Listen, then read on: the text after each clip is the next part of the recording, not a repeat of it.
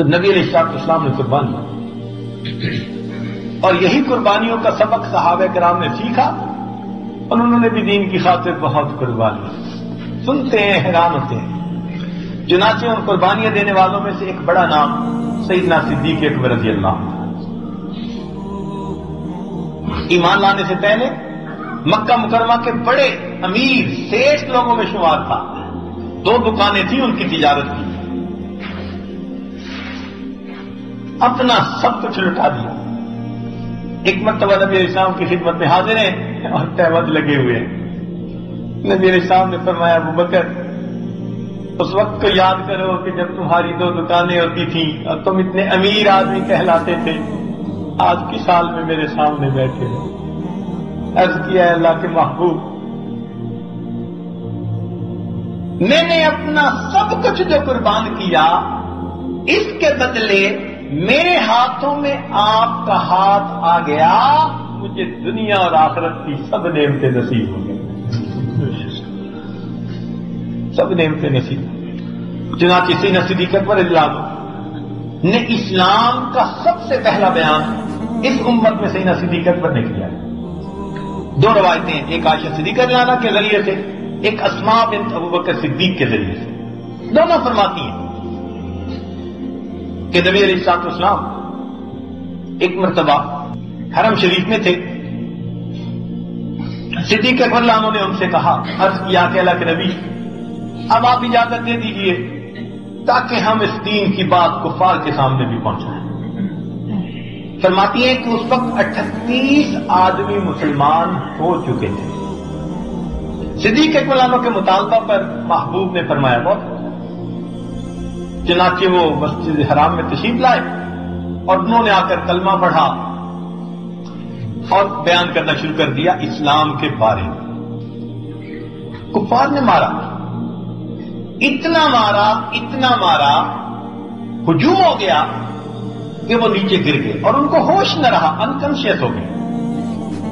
عتبہ بن ربیعہ جو قریش کے سرداروں میں سے ایک سردار تھا، اس نے اتنا زیادہ مارا، عائشہ صدیقہ راوی روایت فرماتی ہیں کہ اس کا جوتا کئی تہوں سے بنا ہوا تھا چمڑے کی، اس نے وہ جوتا اتارا اور سینہ صدیق رضی اللہ عنہ کے چہرے پہ مارتا تھا، اور اس کا خیال نہیں رکھتا تھا کہ یہ آنکھ پہ لگ رہا ہے یا کان پہ لگ رہا ہے یا ناک پہ لگ رہا ہے۔ اس نے اتنے جوتے مارے کہ سیدنا صدیق رضی اللہ عنہ کا چہرہ اتنا سوج گیا کہ آنکھ اور ناک کا پتہ نکل گیا۔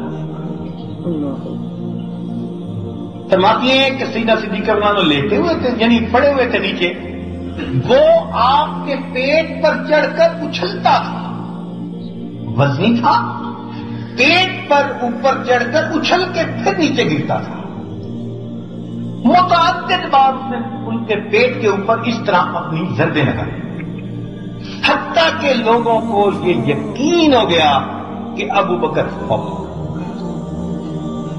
اس وقت کسی نے بتایا تو بنو تمیم کے لوگ بھاگے ہوئے آئے اور انہوں نے آ کر ان کو اٹھانا چاہا تو اٹھتے نہیں تھے، وہ تو جیسے لاش سی ہوتی ہے، کپڑا بچھایا اور کپڑے کے اوپر بوری میں جس طرح ڈالتے ہیں اس طرح بوری میں ڈال کے اٹھا کے لے، اور جاتے ہوئے کہہ گئے اگر ابو بکر فوت ہو گیا تو ہم عتبہ بن ربیعہ سے اس کا بدلہ لیں گے۔ وہاں گئے گھر میں تو 1-2 دن تو ہوش نہیں آیا، گھر والے پریشان، قبیلے والے پریشان۔ بالآخر جب ہوش آیا، کتاب میں لکھا ہے کہ سیدنا صدیق اکبر نے پہلا سوال یہ کیا اپنی ماں ام خیر سے، امی نبی علیہ السلام کے حال کا کچھ پتا ہے؟ امی میرے محبوب کے حال کا کچھ پتا ہے؟ جب وہ باقی لوگوں نے سنا جو قبیلے کے تھے مگر مشرک تھے، وہ یہ سن کر چلے گئے۔ اب ماں باقی رہ گئی۔ ام خیر نے کہا کہ بیٹے تیری یہ حالت ہو گئی، تجھے اتنا مارا گیا، تیرا جسم زخموں سے چور چور ہے اور تو اس وقت بھی ان کا نام لیتے ہیں، چلو کچھ دودھ پی لو، کچھ کھا لو، تم نے اتنے دیر سے نہیں کھایا۔ قسم اٹھا لی جب تک میں اللہ کے محبوب کا دیدار نہیں کروں گا میں کچھ نہیں کھاؤں گا۔ اللہ عاشق صاحب یہ عشاق کی حالت ہوتی. اب وہ حیران ہے. ام خیر کہنے لگی کہ میں اب کیسے معلوم کروں کہ تمہارے محبوب کس حال میں ہے؟ کہنے لگے کہ ام جمیل کے پاس چلے جائیے. یہ عمر بن خطاب لانا کی بہن ام جمیل بنت خطاب، ان کے پاس جائیں اور ان سے پوچھیں. ام خیر ان کے پاس گئی اور ان سے پوچھا کہ جی مسلمانوں کے پیغمبر اسلام وہ ایمان لا چکی تھی مگر اپنا ایمان چھپاتی تھی. سمجھا مجھے کیا پتا کون کہاں پہ ہے، تمہارے بیٹے کا کیا حال ہے؟ اس نے کہا بس ذرا ہوش میں آیا ہے. کہنے لگے چلو میں بھی تبا پرسی کر لیتی ہوں. وہ اس بہانے ام جمیل ساتھ آ گئی اور آ کر صدیق فلانوں سے پوچھا کہ آپ کس حال میں؟ ان کا آگے سے جواب کہ نبی علیہ الصلوۃ والسلام کس حال میں ہیں، کہاں پہ؟ تم نے کہا تمہاری والدہ سن رہی ہے. فرمان لگے میری ماں کی فکر نہ کرو، تم مجھے بتاؤ میرے محبوب کا حال ہے. انہوں نے سمجھا کہ محبوب بات ہے. وہ کہنے لگی کہ دار ارقم میں ہے. فرمان لگے پھر مجھے لے چلو، میں جب تک محبوب کو نہیں دیکھوں گا میں کچھ نہیں کھاؤں گا. اب دو عورتیں، رات کا وقت ہے، خود چلا نہیں جاتا. ایک نے ایک بازو پکڑا اور دوسرے نے دوسرا بازو پکڑا اور اس طرح وہ ٹیک لگا لگا کر چلتے چلتے، حالانکہ چہرہ سوجا ہوا ہے، زخم لگے ہوئے ہیں، اور اس حالت میں چلتے چلتے چلتے دار ارقم میں پہنچے. حدیث پاک میں آتے ہیں کہ جیسے ہی دار ارقم میں پہنچے نبی علیہ الصلوۃ والسلام نے دیکھا، آپ اٹھ کھڑے ہوئے اور ابو بکر پر جھکے اور ان کے ماتھے کو بوسہ دیا. محبوب کا دل اتنا خوش ہوا کہ انہوں نے سیدنا صدیق فلانوں کے ماتھے پہ بوسہ دیا. فرماتے ہیں کہ اس کے بعد صحابہ جھک گئے اور وہ بھی ابو بکر کے اسی جگہ پر بوسہ دیتے تھے جہاں محبوب نے بوسہ دیا تھا. صحابہ بھی اسی جگہ پر بوسہ دیا. سب چوم رہے ہیں. دین کی خاطر آپ نے اتنی مشقتیں اٹھائیں. اس وقت ابو بکر صدیق نے جب محبوب کو دیکھ لیا دل مطمئن ہو گیا. اب دوسری بات کرتے ہیں، اللہ کے محبوب یہ میری والدہ ام خیر مجھے لے کر آئی ہے، اگر آپ دعا فرما دیں تو یہ بھی ایمان قبول کر لیں. دیکھا دین کا غم. نبی علیہ الصلوۃ والسلام نے دعا فرمائی اور ابو بکر صدیق کی والدہ وہیں پر ایمان لے آئی.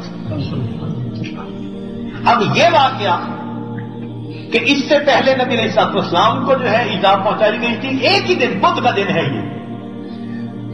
صبح میں نبی علیہ الصلوۃ والسلام کو اسی طرح جو ہے تکلیف پہنچائی گئی تھی اور شام میں ابو بکر صدیق کو تکلیف پہنچائی گئی. ادھر سے حضرت حمزہ نام شکار کھیل کر آئے تو کسی نے کہا کہ آپ کے بھتیجے کے ساتھ تو آج یہ معاملہ ہوا. پھر انہوں نے بھی ایذا پہنچانے والوں سے بدلہ لیا. نبی علیہ السلام کی خدمت پہ پہنچے اور انہوں نے آ کر بھی ایمان قبول کر لیا. یہ 39ویں بندے تھے اور اگلا دن جمعرات کا تھا. رات محبوب نے دعا فرمائی، اللہ عمر بن الخطاب یا عمر بن ہشام میں سے کسی کو ایمان کی توفیق عطا فرما. اور جمعرات کے دن عمر لانو بھی حاضر ہوتے ہیں، کلمہ پڑھتے ہیں، مسلمان ہوتے ہیں اور 40 دندوں کے ہونے کے بعد پھر اللہ تعالیٰ ساری جماعت کو مسجد حرام میں عبادت کی توفیق عطا